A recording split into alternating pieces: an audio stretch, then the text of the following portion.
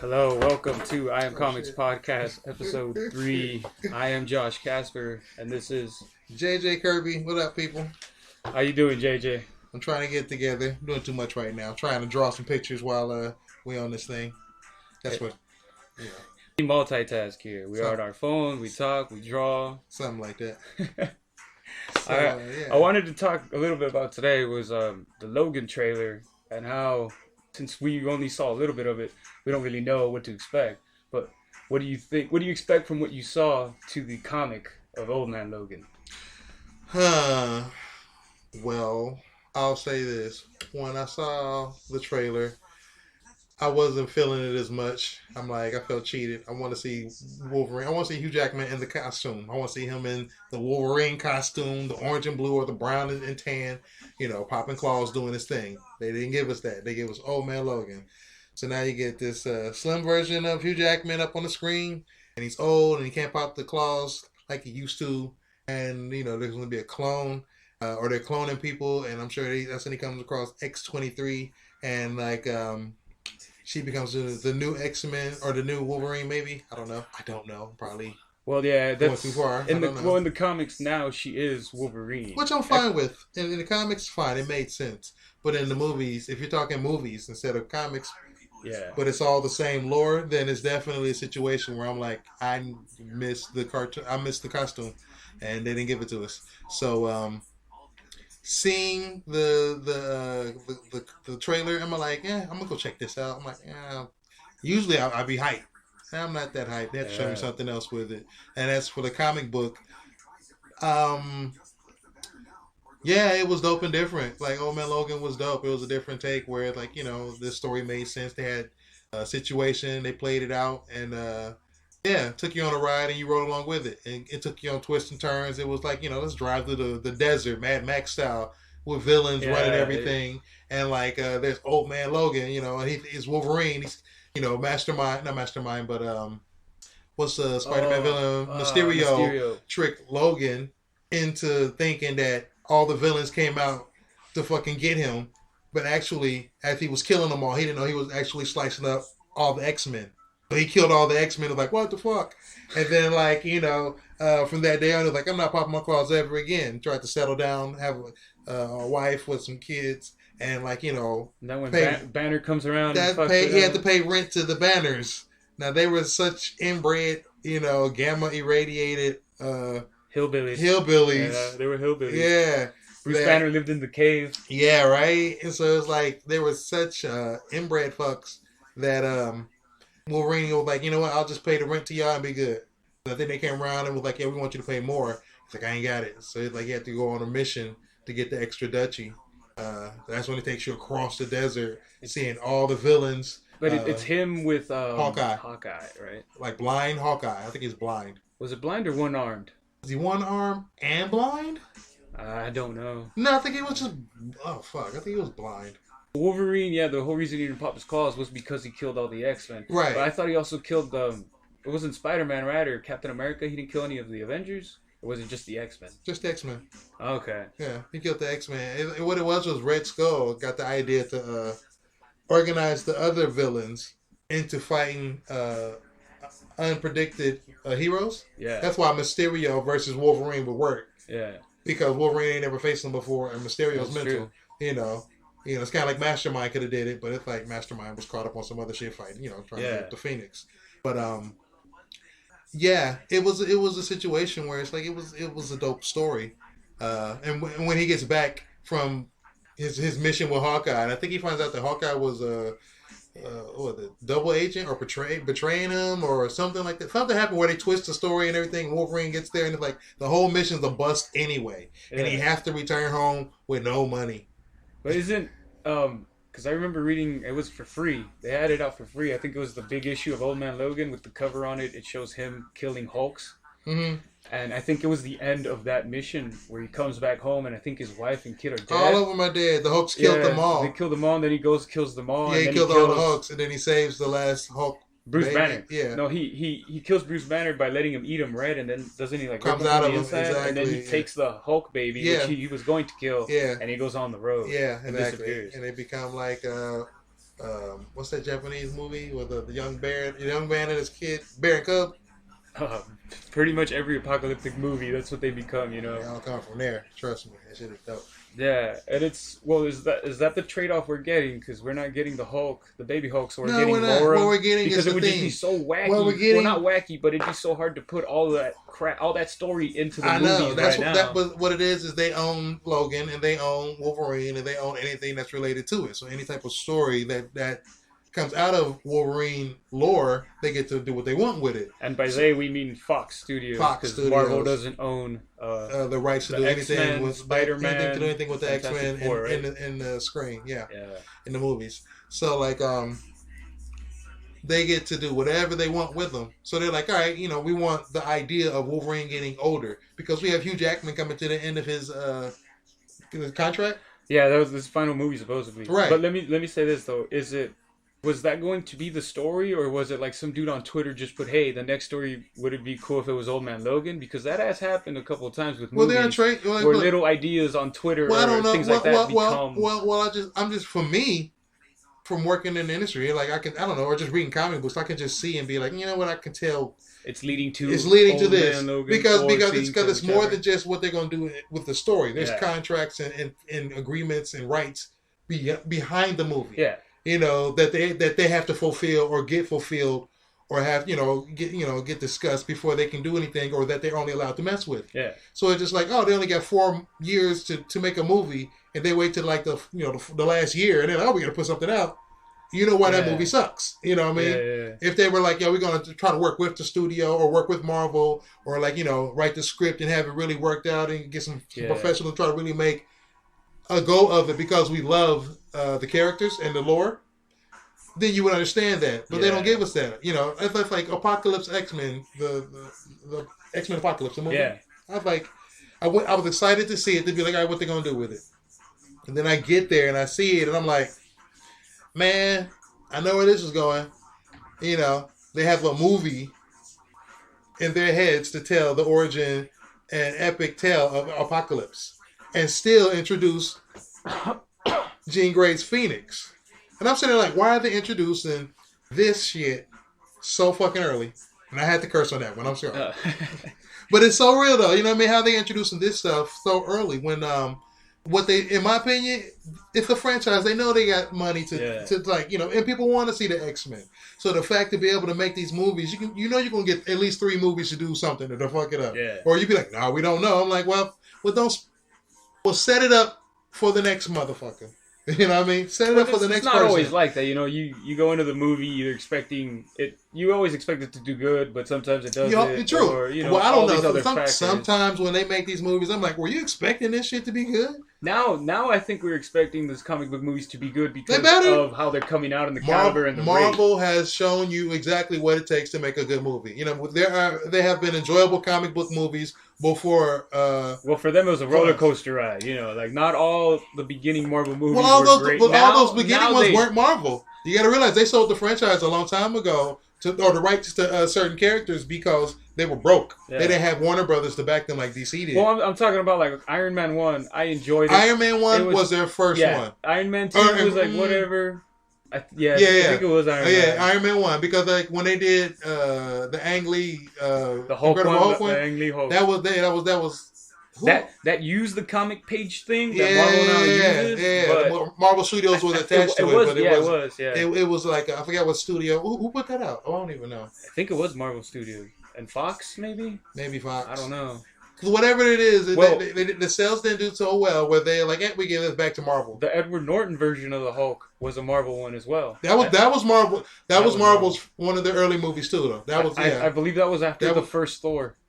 Or it was during the Thor movie. So there was Iron Man, then Iron Man, Thor, I believe. Then Hulk. But the Hulk like flew under radar pretty much. It did. I liked it.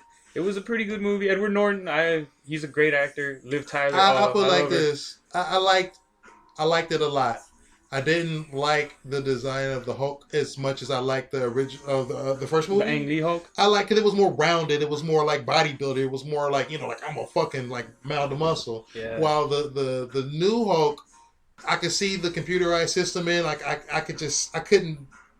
He looked too I like his hair being stringy and emo. Yeah. It looked, and it's like no slight on Michael Turner, rest in peace. But I know that he drew the Hulk in a way that looked like, I swear that they took his designs and put it on the movie. Yeah. And it's like it was too lean for my, not too lean, but like, And this is the Ang Lee one, right? it was like too. And it's like, and everything I say, I'm like, I know that he's supposed to be defined, he's supposed to be shredded, he's supposed to be vascular, and they came up with a computerized system in the 3D to make it look like that. But it just like it didn't look like how he should look. I don't know. Like, I ain't gonna say how he should look. It just when I think of the Hulk, I think of John Byrne's interpretation of the Hulk. Yeah. I like Mike Mignola's interpretation of the Hulk. I like rounded. I like big. I like meaty troll handed. So you don't like the Hulk that has like the 8-pack and it's just like more muscle than like I guess rounded or more toned. I think that's what it is for me. It's like and it's like he should be. Don't get me wrong, because you know what I mean. Well, the Hulk is a monster, so he should be a monster, like like how you said, a bodybuilder kind of, right? Not like a defined, like, oh, I got a 6-pack, like kind of Fight Club-ish kind of shit. Right, but it's like, but like with new technology and new people's interpretations coming around, like, I'm gonna try to do it different. I gotta put my stamp on it. What about Joss Whedon's version of Thor? If he was the one who did it, because remember, I mean, not Thor, Hulk. In the Avengers. Mark Ruffalo? Mark Ruffalo. Yeah, what do you think of his Hulk? Like I have to accept it because I know behind the scenes it was like the other dude. Who was the other dude who was in the Ang Lee's one? Bruce Banner. Yeah, his real name David Banner. Eric Banner. His name was Eric Banner. He was dope. Yeah. I was like I'm down with him to be Bruce Banner. Word up. It was because the movie didn't do well. You know what it was? They had that poodle. They had that gamma irradiated poodle, and it was Ang Lee's poodle. He was like, "I want my poodle to be one of these dogs. My dog's gonna be funny." You know what I mean? He's like, "My dog's gonna be a star in this movie," and that's what he wanted. And that was one of the worst decisions he probably ever made. Like, look, Nick Nolte as the villain, which was all right, but he was. It's like everybody thinks of Nick Nolte in a weird manner. It's like, was he the perfect choice for your movie? Is that a slight on him? Like did he not play that character? Nick Nolte acted. He did his thing. He did his thing. Can't blame it on him. But I'm like, if he's supposed to be... Well, I meant like the villain. Like, it was a letdown as like how a villain he was. Compare that to the Edward Norton one? Like, he was supposed to be... It was Zax and the Absorbing Man? Yeah, he pretty much... He can touch things. And he's supposed to be the Absorbing Man. Yeah. His interpretation of the Absorbing Man was weak. Yeah. Because like the Absorbing Man was like a whole different character. And it's like the fact that he was trying to mash characters together, turn somebody into somebody... was like, all right, you're taking the lore and taking liberties with it instead of just taking what's written and playing with that. You're playing with it. You're like, you're taking control and mashing this and turning this into that. I'm like, the Zorro Man doesn't look like that. Well, Edward Norton's was Abomination. Remember, it was what's his name? Tim Roth. Tim Roth. Yeah, I love him. He's always a great actor. Tim Roth is an amazing freaking actor. Amazing. They did what they could with the CGI. He didn't look bad. I like that fight. I got the payoff between a Hulk fighting something big and just punching the shit out of it. I loved it. Now we're waiting for Mark Ruffalo's version. We've seen him messing up stuff in the Avengers, but we want like his own villain, like the Hulk fighting his own new villain. I'll say this. The Mark Ruffalo interpretation of Banner is... he's a big dude. And it's like, I don't get the sense that he's like weak or feeble or like timid or trying to like put himself in a box or make himself be meek and tempered so he doesn't draw any angry or any like temper around him. He doesn't give the man a sensation. He comes off more like like a regular dude who has a problem where he gets angry. And I'm saying like that's not to me what's dope about it. Yeah. When they see G and do the Hulk, I'm like, oh, that's amazing. Yeah. No diggity. They crush it. I like the model of the new Hulk that they have in there. It works. They got it down. He's a mix between the Ang Lee movie and the other movie. So it's like they like he's believable for me. So but the Mark Ruffalo and they even make him look like Mark Ruffalo a little bit. The Hulk's face was right. Ruffalo. Like, it's just I'm like I'm not mad at that. Edward Norton played Banner too, right? He played it in the second movie. Yeah, he was the one that fought the Right. Abomination. He was dope, but I will say I think it was probably difficult to work with behind the scenes, or they probably maybe. I think that's what it was because he wanted. I think he wanted more creative control over it or something like that. And Marvel was like, nah, because they had got the right. Marvel got the rights back. They was barely like, got it this back. is us, doing the Hulk. Yeah. And then when they was like, I'm gonna take control on the writing and do this, and he's like, that shit is dope. Let's punch it. But then it's like after it came out, Edward Norton was like, I want this and that. And it's like, whoa, buddy, we calm the fuck down. You know? It's like the movie didn't even sell as well. Right. Like a typical Marvel movie would not. Right. Before, it was a gamble. Mm-hmm. The first Thor, I don't think it made that much money, man. I don't know. I don't think it was. I went to go see it, and I was like disappointed by the movie, and it wasn't even a lot of people. The first Iron Man, people went just because somehow Robert Downey Jr. is just Tony Stark. Will forever be Tony Stark. That's him now. They even draw Robert Downey Jr.'s face in the comics as Tony Stark. Oh, of course. Of course. That's you can't even say that with Chris Evans. I don't see Chris Evans' face as the new Captain America. I don't. They still make their own version of Steve Rogers' face. Unless I'm reading the wrong. No. Well, I'll say from my perspective when I think about it, that I know that these actors have a certain shelf life. Yeah. And you're allowed to absorb them for a certain amount of time. So you got to get it while you can. Yeah. So it's like, Chris Evans as Captain America. I'm like, wow, that's Captain America right now. Because if something goes wrong, or if he gets hurt or something, they'll be trying to find the new Captain America. You have to accept that. Are they going to write him out of the story and do the death of Captain America, and he's actually just gone? Yeah. You know what I mean? And then they bring in the Winter Soldier. Well, eventually we are going to lose all these actors that are playing these characters because eventually it will die out. Whether you bring in a new cast to play those same characters, or you bring in different characters to make in that new cast, because you could also, that's the end of that Avengers, but you can also create a whole different Avengers. There's so many different Avengers teams that are in comics that you could put in the movie. You just got to introduce those characters. They made it where it's like teams can be interchangeable. It's fashionable. You know what I mean? Yeah. It's like back in the day, it was like if you a motherfucking X-Man, you a X-Man, son. Yeah. Ain't nobody else going. You gotta be a mutant for one, and then be like, you gotta fucking go train in the danger room enough to be able to stand next to Wolverine and Storm and Beast and everybody to call yourself an X-Man. You know what I mean? You gotta take through the time. You know what I mean? And it was like at the time it was like 7 members. That was it. And it's like, we don't open the ranks to everybody else. A lot of people was like, son, I'm still learning my powers. Or like, nah, you ain't worthy, son. But it's like, or the Fantastic Four. Yeah. It's like it was only 4 of them because they were a family. Yeah. And Spider-Man wanted to get in it, and he was like, nah.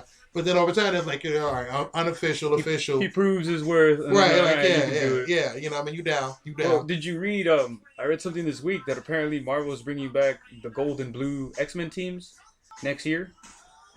What gold and blue X-Men teams? Like for the comics, that either they're gonna put certain teams in blue and certain teams in gold.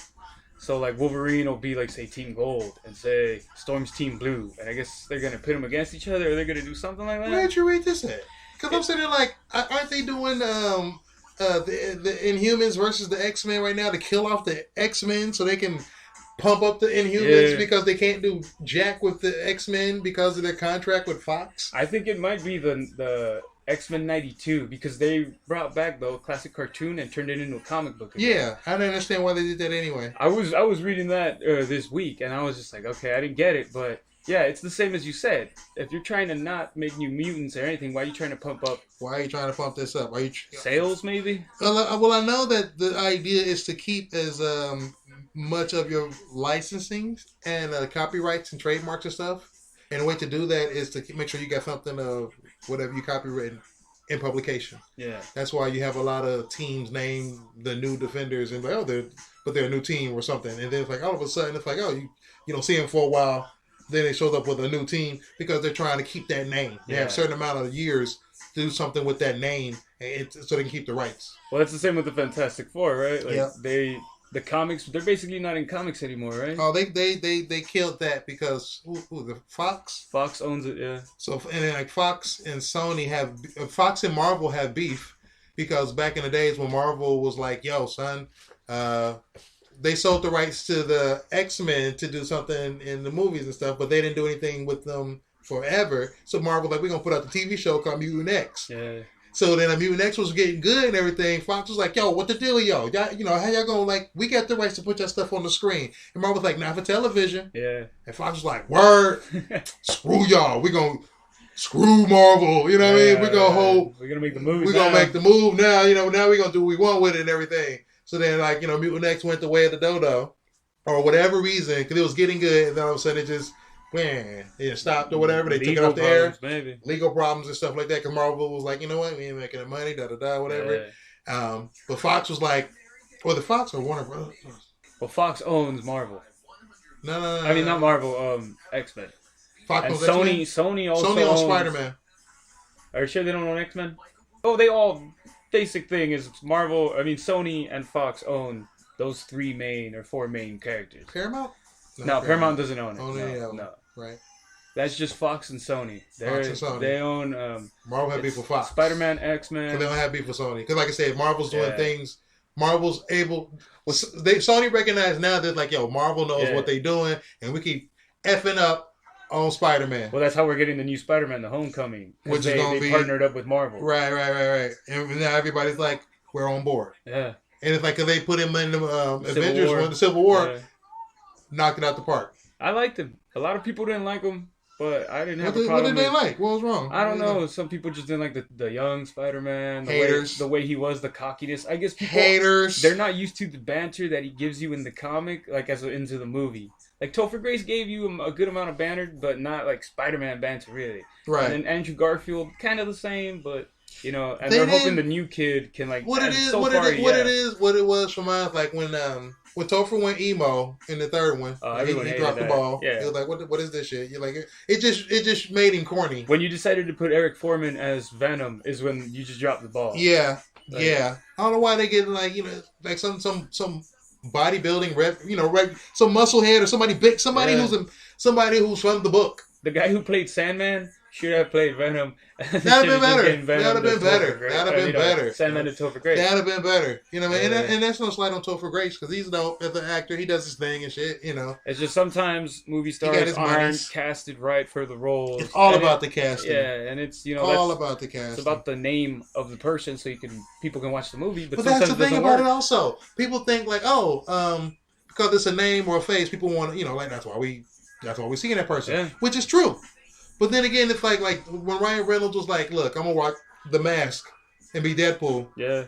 For like, you know, most of the movie like that. It's like he proved to people like it ain't always about the face. You know, it's him underneath acting this character, play this character, pull this character off and be successful. And the people will love it. You'll have people who are down with it and faithful to it. Yeah, because he lives that character now. I mean, he did those little commercials before the movie came out, which is like, hi, I'm Deadpool. I'm just drinking my coffee. Or, you know, stuff like that. Right. And that works because that's it hits, viral. It hits that. That's just him just and plus embracing it. It also doesn't hurt the fact that, like, past couple of years now, Deadpool has been going on a rise. Like, people have been fucking Deadpool everything. Well, that's because that was because Marvel didn't own the rights to Spider-Man. Yeah. So in the books, they was like, yeah, if we can't fucking do what we want with Spider-Man and take him to the next level, because in comics they proven that, you know, beyond the comics is television or movie. Yeah. So it's like, if we can't do what we want with him for the movies, they're like, well, you know, who else can we big up in the comic books? Yeah. Well, Deadpool's the next closest thing to Spider-Man.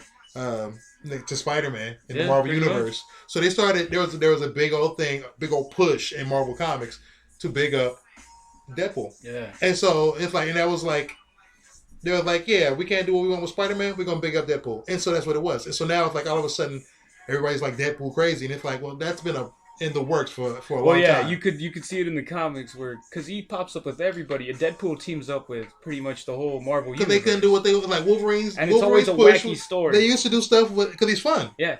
So you can like Wolverine's fun. I mean, Deadpool's fun, and you can bring him in on almost any type of story and make that more interesting. Yeah.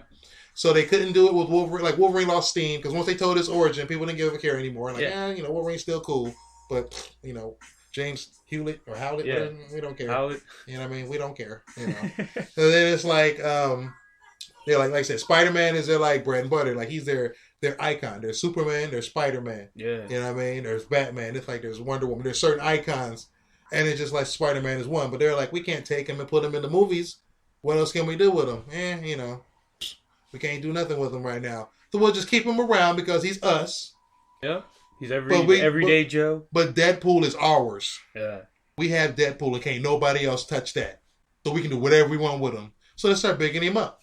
We keep putting out these movies, seeing what's going on. I'm surprised that Marvel did not, put it out there or support the cause. Maybe they were. I don't know. Because it was a rated R movie as well, and they didn't really, a lot of Marvel movies aren't rated. Well, any of them aren't rated R. None of them are. And this was a gamble. And Deadpool was already a gamble in the X-Men, in the Wolverine movie when they fucked up that character. Yeah. And then they were like, all right, we're gonna take a big gamble by getting the same guy to play him again, and do a movie with him. Which is what I felt, and I may be wrong about this, but I felt the same way about the guy who played Superman in Superman Returns. Like, he could have given another chance. Oh, Brandon Roth? Yeah, Brandon Roth could have done another great Brandon Superman. Yeah, if you had given him a better director or whatever. No, that's you're I believe correct. He would have been amazing. You are correct. He had that Chris Reeve vibe to me, like that magical old school Superman. Yes, he does. I love it. Like the Kryptonite real estate scam from the director was a horrible choice. Yeah. Very horrible choice. Well, now he's in Legends of Tomorrow as the Atom. As the Atom. Yeah. So it's good that we still have him. He's still there, which is cool. But I'm like, he could have been Superman. Yeah. Brandon, and it's like the Superman we have though. It's just like he knocks it out the park. Henry Cavill is amazing as Superman. Too serious Superman. But it's like I do not like Lois Lane. What's her name? Not at all. I don't even know. I don't even care. She needs to go. It's like she does not bring anything. Like who? The Margot Kidder was the original Lois Lane. I think it was Rocky's wife. Yeah.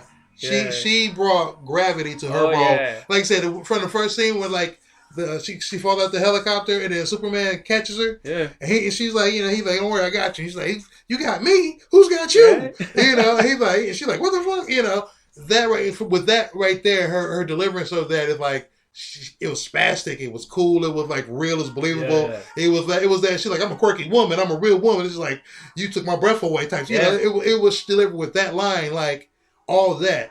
And this new Lois Lane hasn't delivered anything to way near that. Not saying that this person can't act. Yeah. She just ain't bringing. She's not Lois Lane. She's a great actress though. Like she is. I forget her name. I didn't see that. But she's a. She's a pretty good actress. I've seen other movies, like serious movies that she's done, and it works. But yeah, I think it's also because of the times. Like that's what Zack Snyder saw as the woman of this time that would deal with Superman. He needs to not the kind of like everyday woman who's like, oh my god, you're Superman. He needs to stay off of characters too. Quit giving him the power over iconic characters like that. Give him dark characters. Not the bright ones, not the hopeful ones. Not Batman and turn him even darker. Right. Someone who was already because that's all that's the Dark Knight, man. It's like there's only one Batman now. Batman's supposed to like break bones and I'm like, that's not. What are you doing? That's like that was a story. That was a story. You know what I mean? What is the overall icon of Batman? It's not that he's breaking bones and terrorizing people with machine guns on his cars and everything. It's like, you know what I mean? It's like he strikes terror. Yeah. And weak-minded individuals, which he considers criminals. You know what I always laugh about is Batman will like mess you up so bad that it will break your bones, right? Why isn't that you never see in Gotham a bunch of gangsters wearing casts? Are just all messed up because he pretty much beats up the whole crime syndicate. That's their time being low. You got to figure it takes months to fix your bones again. And that if is you true. see the Batman, that is true. That is true. Bone. Well, like I said, when you're doing storytelling, there's a level of like time and disbelief. Be like, it's supposed to be a year because every year there's a Christmas episode where it gets snowy. Yeah. But does that mean that it's official year? You know what I mean? These comics come out when you read them. They're like there's stories, and when you read the story, it's like it's in the winter. This is taking place when it's cold. Yeah. I have to accept that. You know what I mean? And be along for the ride. Or be like, this is the summer. Or it's at night. Just accept it and go along with it, The changing of the seasons and the years. Yeah. Because I will say right now, it doesn't make a difference. Because when they revamp the universes, it fucks up the continuity. Yeah. And that whole disbelief is out the window. Because for them reaching issues 100 or 200 or whatever, they have to stick with it so long. That they've proven to us that they're like, we're going to jump the shark and change the boat. It's like they did in the newest Batman, not the one that's out now, but the New 52 Batman. At the very end was Batman discovered somewhat, it wasn't the Lazarus Pit, but it was a Dynesium or Dynesium. Oh, yeah. And it apparently, his memory was lost, but all his scars and everything were It's completely supposed to be, gone. yeah, So he was a brand new it's the Batman. purest version of the Lazarus Pit, I guess. Yeah. So Where, so basically, it's Batman Year One body with Batman Year whatever knowledge. right. So it's supposed to make him better Better. now. Well, Even, so he can keep drawing him young. Like, why is Batman so young? yeah. And I can understand that. Like, But if aren't you turning him into like a somewhat of a god then? If you're giving him the purest form of the Lazarus as Pit? many Or as chance to many restart? supernatural experiences that he comes across as the weirdest people that he knows, Yeah. and he has to come across a youth reversing pit, a fountain of youth yet. Yeah. Why not? You know what I Yeah. mean? That's the beauty of comics. I just don't like when corporate decisions happen behind the scenes and change things up and just take away all the continuity Yeah. because they're like I said, just write better stories. Yeah. Just pick superior artists. You know what I mean?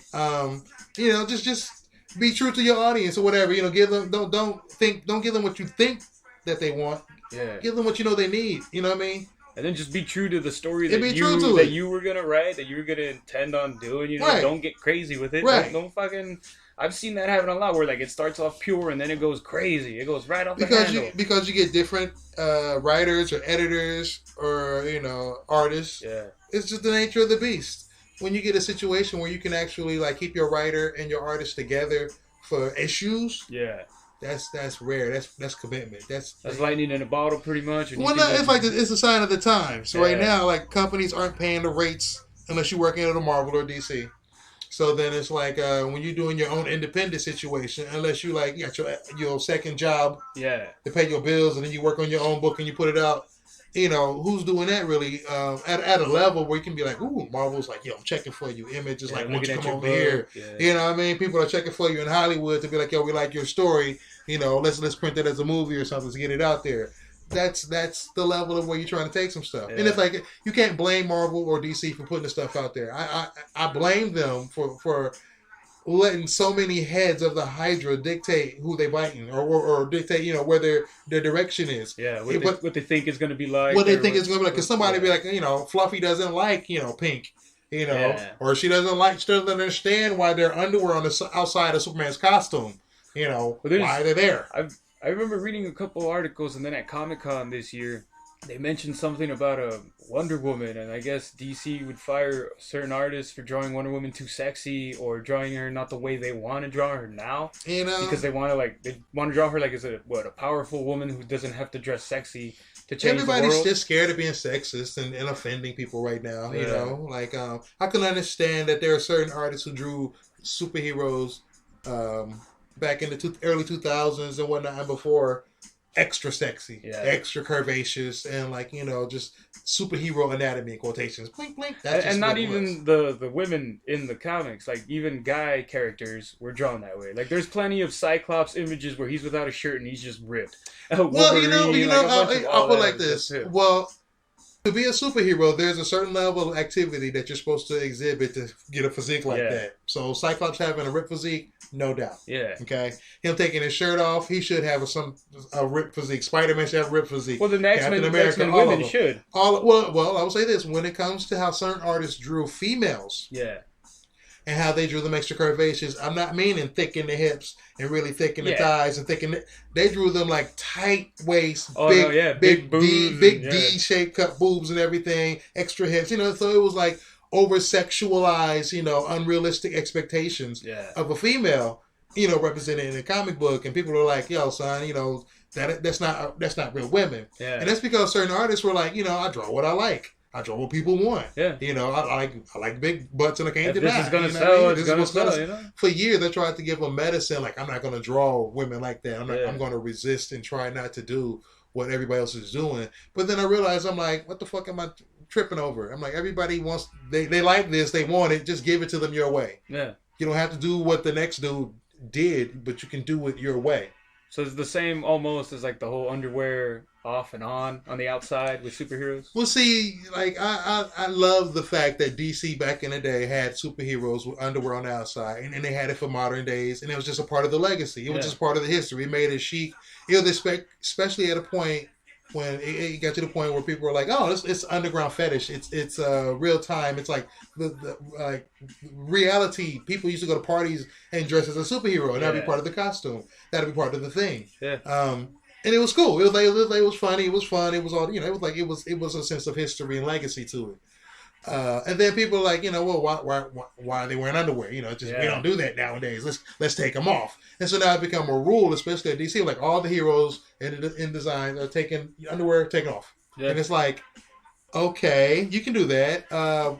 You make it a mandate, so it's like taking that out in a way has made it where people nowadays don't even think about it as much because Superman's not wearing them. Yeah. Captain America doesn't have them anymore. Captain America made sense because he's a soldier, but Superman's outfit is a uniform. You know what I mean? I think even Wolverine's has changed from underwear to like just pants. Yeah, up, right? yeah. Cyclops, of course. But Cyclops, you can tell. Wolverine's outfit isn't a uniform. Yeah. Like I said, for mine, Superman's outfit is Superman's outfit. Yeah. There's no other like it. So when they take and change it, it's like you're changing. You're making it where like policemen have to wear spandex because somebody came in and like spandex is that high 80s look.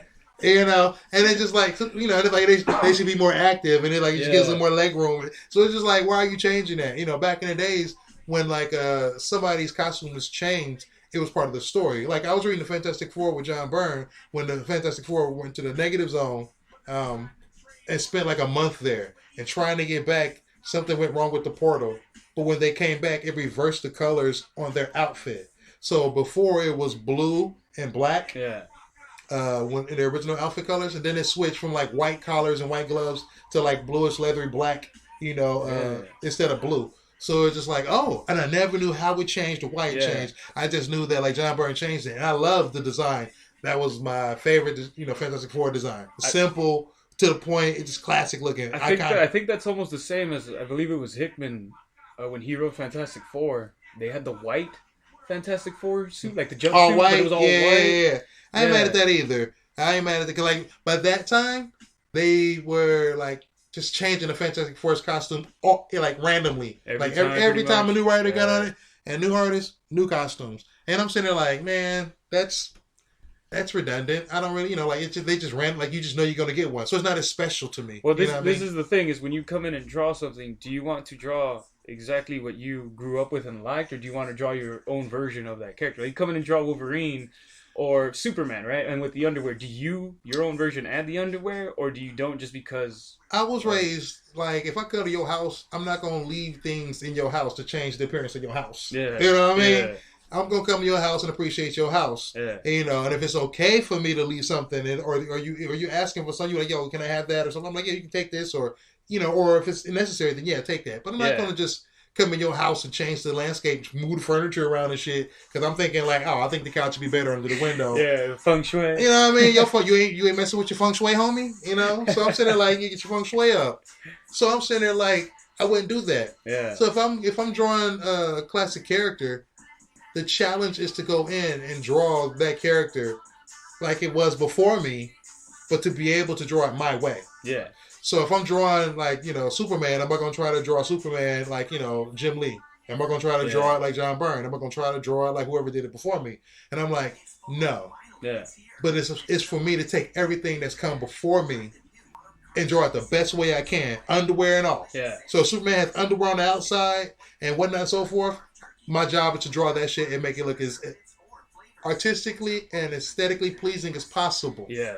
And so when I do that, I'm successful at my job. Oh, yeah. Not getting up in there and changing the landscape and the board to make it fit me. Yeah. To make it where it's easier for me to interpret what I want to do. Be like, oh, I need to change the rules because I don't really draw feet that well, or I can't do this because I don't like that. So let me change that. It's like I said, there are artists who draw meaty hands and feet and everything, because that's just their style. Yeah. And it's interesting to see their interpretation of a Superman or a character like that. Like, oh, okay, that's interesting, or that's a fail or success. And that's how you get to see, like, somebody's interpretation just rise to the top and be like, wow, did you see that person's interpretation? Some people draw characters and you don't, in a horrible way. Yeah, that's true. I've seen most of them. I've seen good amounts of them drawn bad. But which one do you think you've seen the most evolve? Like, just through different artists. Like, to me, I've seen Beast evolve in so many different ways from just the way he's drawn as a Beast. But see, some I don't like, some I do. The same thing with the Hulk. Is once some again, Hulks look good? once again, and I ain't trying to ruin it for people or you. That's a corporate decision, brother. Yeah. Beast has changed looks because writers get on him and like, oh, he's mutating again. Yeah. It's a part of it's a story loop or a story thread that they can pull in conveniently and be like, he's got cancer. Oh, but he's mutating and he comes back to life and it's like he has a peanut head and like just a whole different head shape to his neck and everything. And I'm like, what is this? Or like he's had a cat look before. And I'm like, yeah, he looked like a cat, which was always weird. Right, and I'm like, I don't understand. Like it's like it just weirds me the f out. It's like, so you can't be like, and the artist just goes in and be like, you got to change him now. The artist doesn't get that much power. They get to determine what specifically he can look like. Yeah. But the writer is like, he's mutated and he looks like this. Long head and da da da da. So you're coming in to write for Beast, and someone tells you you're going to draw a cat today. You have to draw the Beast like a cat. You're gonna have to do it. It's just up to you to come up with the most... If you want to get paid, you're gonna have to do it, right? If you can come up with the most interesting cat head or creative cat head or the most on the nose cat head design. You know what I mean? Yeah. Like for mine, when he originally turned blue, I love that design. I love that era of the Beast. Yeah. And it's like if he changed back into that, be perfect for me. It's almost like the Thing.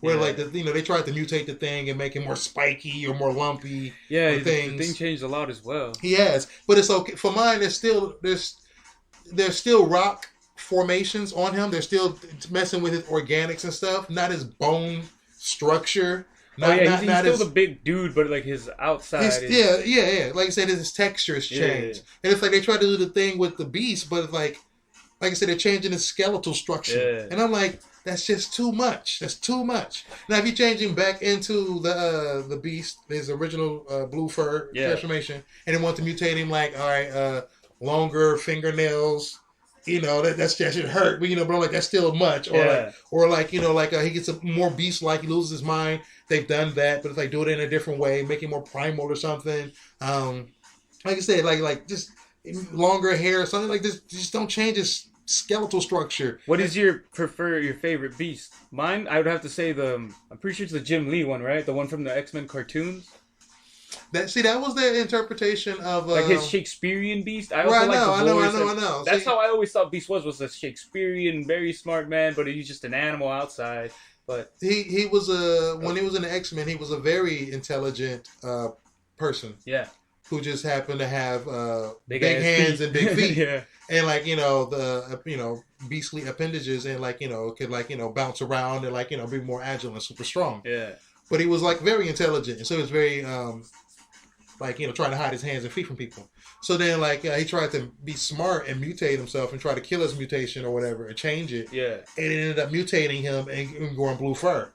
So you can see they're keeping it simple, but now you got blue fur. So was just a his evolution, right? It wasn't like it was a forced evolution. It wasn't necessary when it's through chemicals. Like he was going to be blue anyways. No.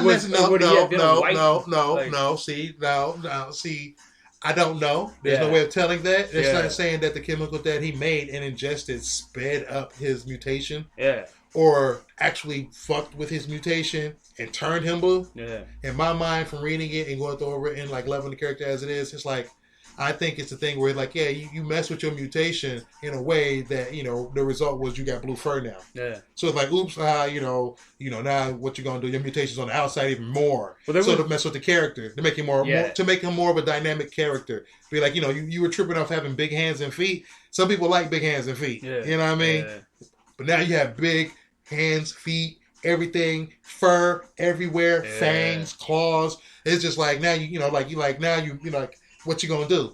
And so you had to live with that, like Nightcrawler. Yeah. So that made him instantly relatable to me because I'm like a brother got to wear that brown skin all the time. Yeah. So the Beast and Nightcrawler have to wear that blue skin all the time. So I'm like I can relate to you. You get away from your character when you start turning him into a lion. When you change his head to a peanut size, he just becomes he's just a smart guy. He's just he's this element. Well, there was another interpretation where he was like a bear. Like he pretty much looked like a bear. I was like, what the hell are they doing? That would probably be the artist who drew him or something. Unless, really? the thing turn is, him into a yeah, bear? no, not like a full on bear, but he looked like a bear. Like his face, everything was like, all right, this is probably part of his mutation. Who knows? But it's the same thing with the Hulk. Like how you said, you get every artist is a different interpretation of the Hulk. Right. How would you do the Hulk? Like the original like Hulk, where he looks like, what is he, like the flat head that he had, and like the gray Hulk kind of thing. Well, for me, when I draw the Hulk, I like to draw the Hulk like old school, my way. Like I said, he's big, he's bulky, he's a big ass square box of muscle. Yeah. His head shape, square jaw. It's like You give him hair or no hair. On the head. Yeah. Of course, I give him hair. I love giving him a full head of hair. I hate when people give him like dumb haircuts. What about Maestro? Do you like how he looks? Like I like it. I have to accept the beard and the hair. I have to accept how they interpreted him. Yeah.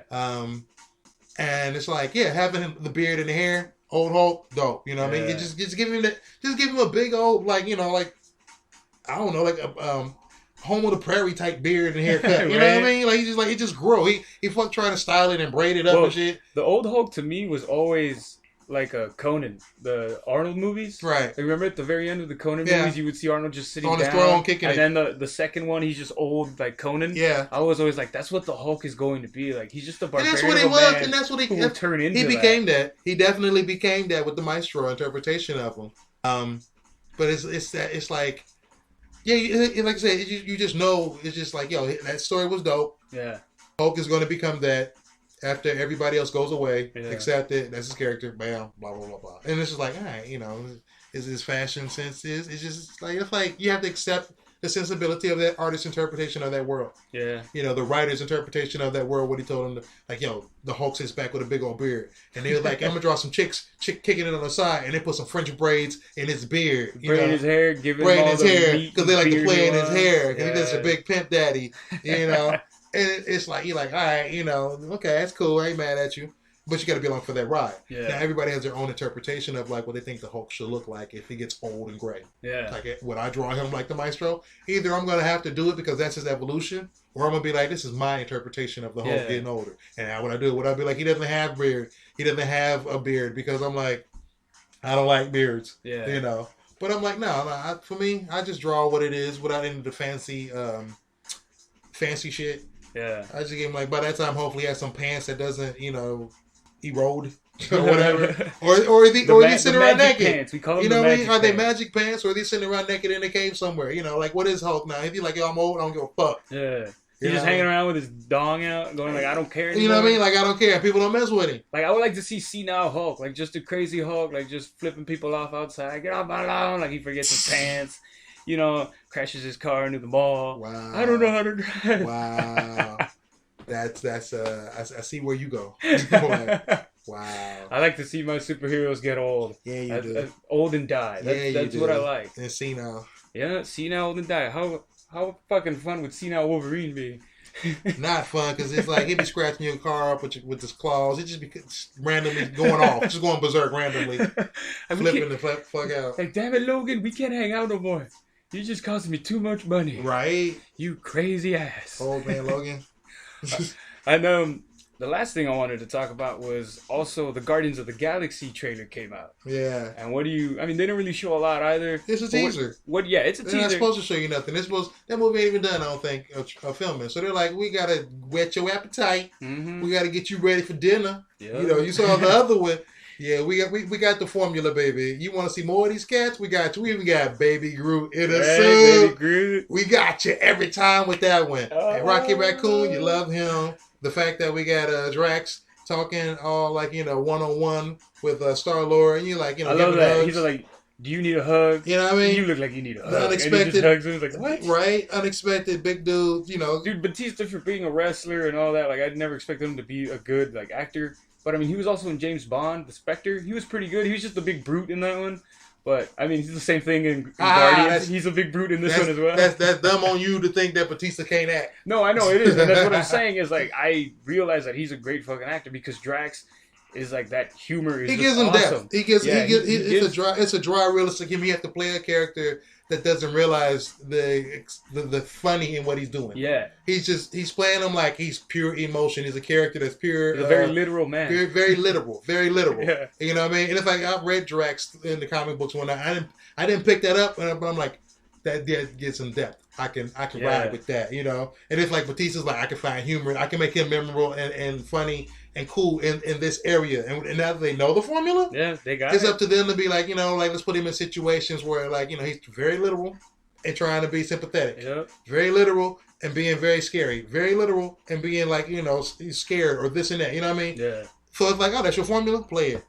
Yeah, it's not bad. I like the first one. I really loved Ronan because I love Ronan in the comics.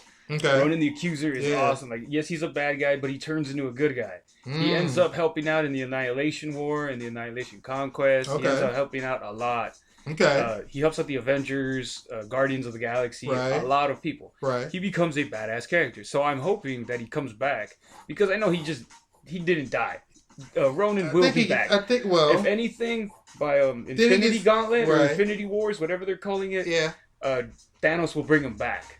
probably. At the Just like how he brought something. back, was it Nebula, right? Remember in the comic? Yeah. He brought her back. Yeah, he so did. yeah, you know, I'm sure Thanos is going to do something like that.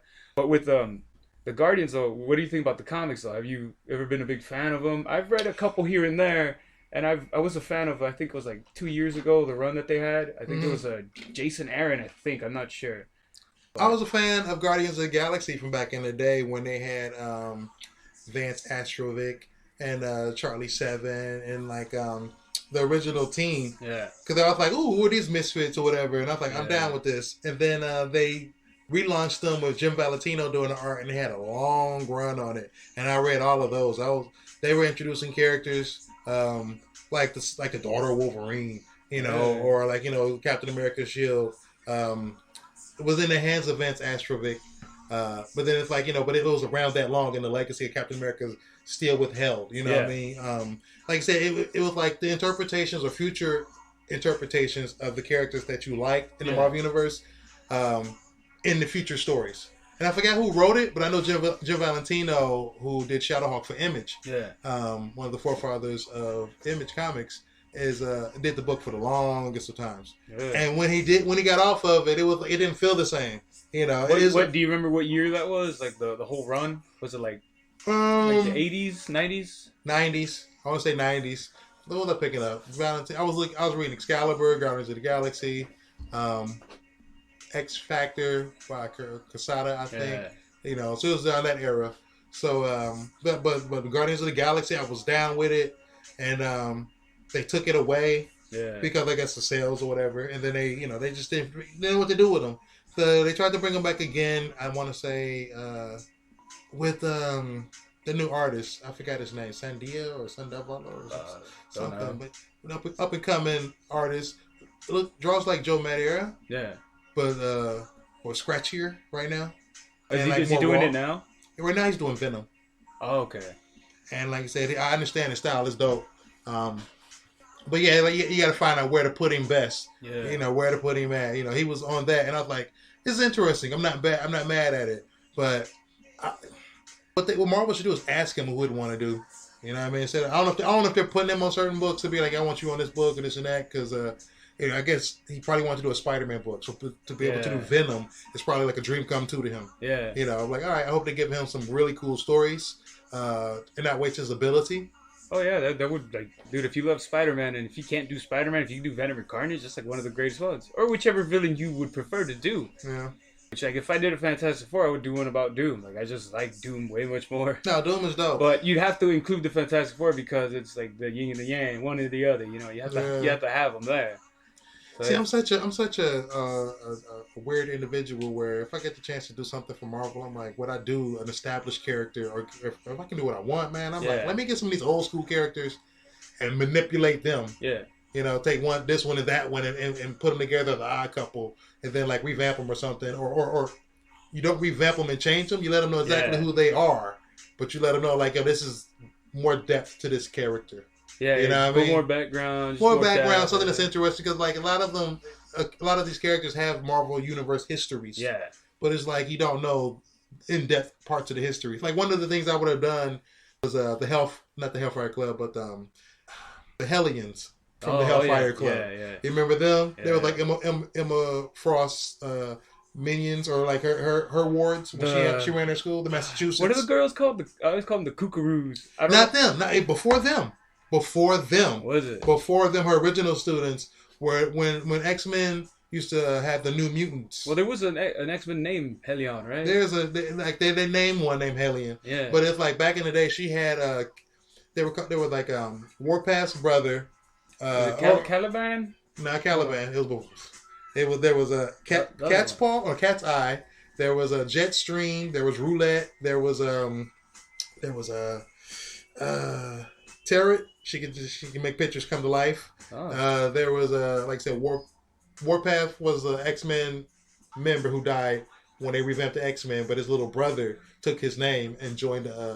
One of them joined Cable in the X-Force, right? Yeah, that dude. When he was young, he joined with a member of the Hellions. Yeah. So it's like I hope I didn't miss any of the characters. Oh, Empath was another one, and I think that's it for now. If I can remember another one. You'll remember more after. But it's like the idea for me was I would take those characters, yeah, and then I would retell stories of their history. Yeah. As in chapters or whatever of situations, because I'm sure the dynamics was incredible. Yeah. Of like they're like the New Mutants, but bad guys, or considered the bad guys. They're under, you know what I mean? They're taught a little bit more ruthlessness in their ways. Yeah. From the White Queen, who's like a little more demanding. She's still loving of her awards, but a little bit more demanding.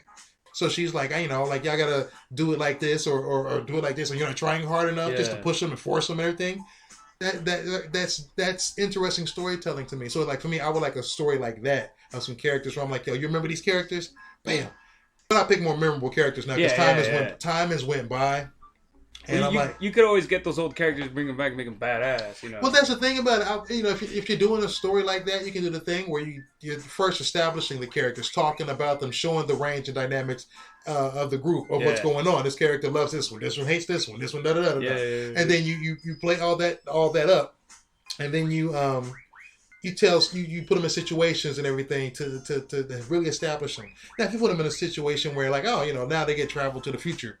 And they're like in 2016. They're stuck here for a while. They kind of did that with Brian Michael Bendis. Did that with the all new X-Men? I know. He brought the original. He changed 5 all the rules when he did that shit. Like we're gonna bring a group from the past and leave them here. The original 5, which was Jean Grey, Cyclops, Beast, Iceman, and Angel. Yeah.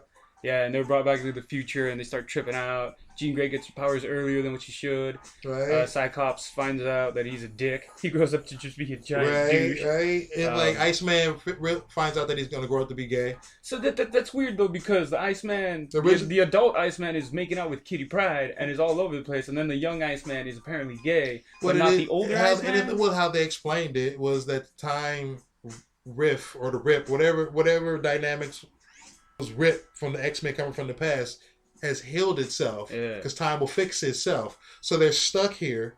So now it's like, all right, you're not that Iceman, you're a different Iceman, but you coexist. You're not just, what I mean? So like you're gay. And he's like, I'm gay? When did I turn gay? Like, since you stayed here? Yeah, right? Time was like, you're going to be gay. Bam! You know what I mean? That's like I said, Cyclops realizing you're going to be a dick. And you're not going to, It's like if Marvel just has one of those wheels and spins it, and then just whatever it lands on. That's what their new superheroes are going to be. Well, he's going to be a bad boy. Oh, he's going to be a milkman. Oh, he's going to be gay. I just hope it's a situation where, like I said, the writer is being clever enough to know how to properly use it. Because it does it changes. It's so bold. Nobody's ever done that in writing. It's just like, why not leave them in the future? Like you don't send them back to the past. Everybody's always sent persons back to the past, or else you fuck with the outcome. Supposedly, Cyclops is dead, or he dies in Secret Wars, and then I don't know if he stays dead but he's back. Well, now. I put like that. He's back now. Yeah. I don't know how we got back. I didn't get that story. I probably did and forgot about it or what it was. Because I'm like, if you killed, no, did he die? He died. Doom actually kills him in the Secret Wars because he gets the Phoenix egg, puts the Phoenix back in him, and he's about to fight Doom, and Doom just snaps his neck or something, and he just throws him on the floor and he's dead. And then I remember reading a couple of X-Men comics. They mentioned that he's dead already. Right, I remember that. But he's back. So I remember that. Yeah. because he is an But there's also because the young Cyclops, so we might be seeing the young Cyclops in the No, the young comic now, or Cyclops no? is off in Paris or something with his group doing things and experiencing things. So like that book is doing its own thing because it's a throwback um, to like the old days. Yeah. It's basically like we got the X-Men with a couple new characters, but it's like the dynamics in a minivan up in Paris trying to like travel. Scooby Doo, basically. They're abroad. Yeah, Scooby Doo. They're abroad. So check them out. And it's like, oh, okay. And Mark Bagley on the art. So it's like, all right, he's drawing it like he cares. He's like, I love this. I'm down with it. Let me draw them and blah blah blah. So they're putting a little budget behind it. They have a solid team. Yeah. I picked up a couple issues. I will say for me, it's like, I don't know. Like I want some classic. I want some iconicness. I want. And they're trying to do it. I love when they had the Blob on there and he was beating them up and everything for a couple of issues. I hope they don't drag the stories too long, and they didn't.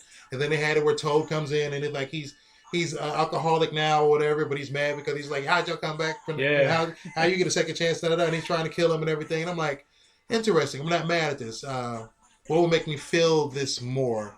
I don't know. Like I said, Mark Bagley, I love his artwork.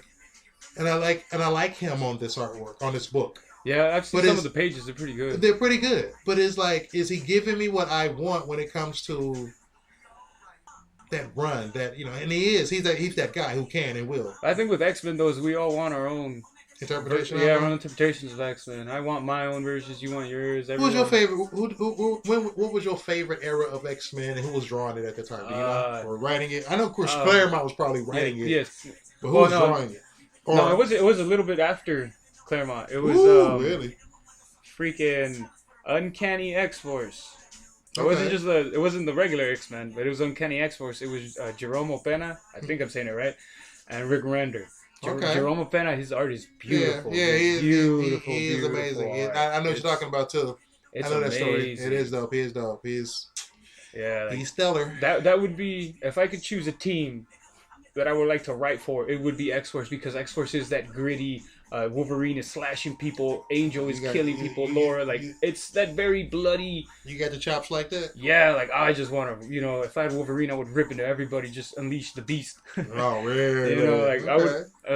You have a perfectly good band of assassins, murderers. They were the X-Force is just an amazing team. No, the premise on X-Force, when they turned them dark or whatever, was a genius, because they got to keep them names. You got to keep the rights to those names.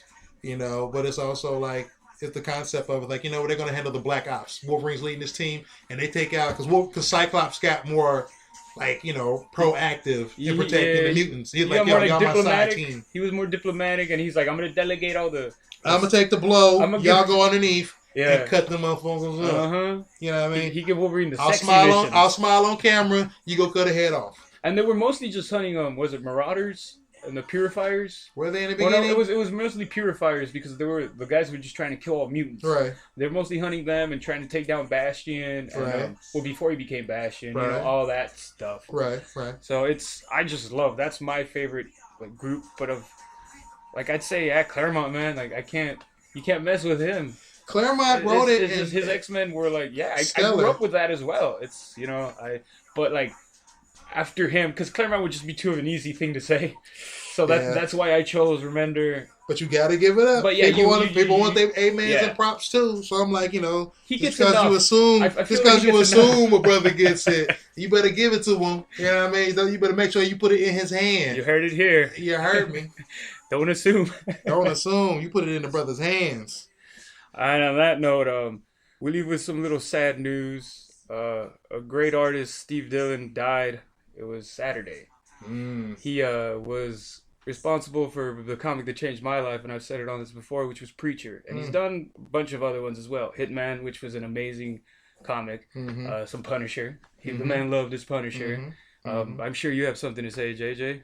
No, it's you said it already. It's a very sad situation when we lose any talent or anybody who's a blessing on the planet like that. And the things he's contributed are stamped in the books now. The fact that we know who he is from the work that he's done is a testament to what's going down. So, yeah, everybody give it up. If you haven't checked for Preacher, that was an amazing run that he put on there with Steve Dillon? Garth. Garth Ennis. Yeah. Changed the game when they did what they did on that book. That's how I felt when I read it. I was like, I didn't even really know about comics again, but I was like, dude, why do I feel like this changes everything that I think about comics? It was a unexpectedly fun, solid, trippy, scary ride. Yeah. And his artwork was a style that was like, well, he could pull that off. Yeah. You know, like it needed a certain rawness, a certain refinement, a certain level of like, you know, of interpretation. Yeah. And he was like, you know, here we go. And yeah, the fact that he passed away was you know, a sad situation. Very sad, yeah. Well, especially now because they made Preacher into a show and it's a hit. Season 1's already done. Season 2's coming out, I believe next year, and it's been doing well on AMC. Man. Yeah. They've been talking about making that into a book. I mean, into a show for years. Oh, they went to like HBO show. Yeah, like, I'm they're trying to shop it. Because if they would have done it the way the comic was, you'd have to do it on Showtime, on a Cinemax, on something like that, or a movie. The way AMC's doing it, I don't necessarily like that version. That's just not my cup of tea. Right. It's like The Walking Dead. I prefer the comic over the book. Right. And it's the same thing with Preacher. The book is just way more superior than the show. Of course. The book will always be more superior when you're reading it because it allows you to fill up your head with what you think is the scariest or the most vibrant, you know, when fed by a writer. And on that note, this is the end of I Am Comics Podcast, Episode 3. I am Josh Casper. And I'm JJ Kirby. And you can check us out on Instagram at I Am Podcast Instagram. And you can check out JJ's Instagram at JJ Kirby Art. And there you go, guys. Read on.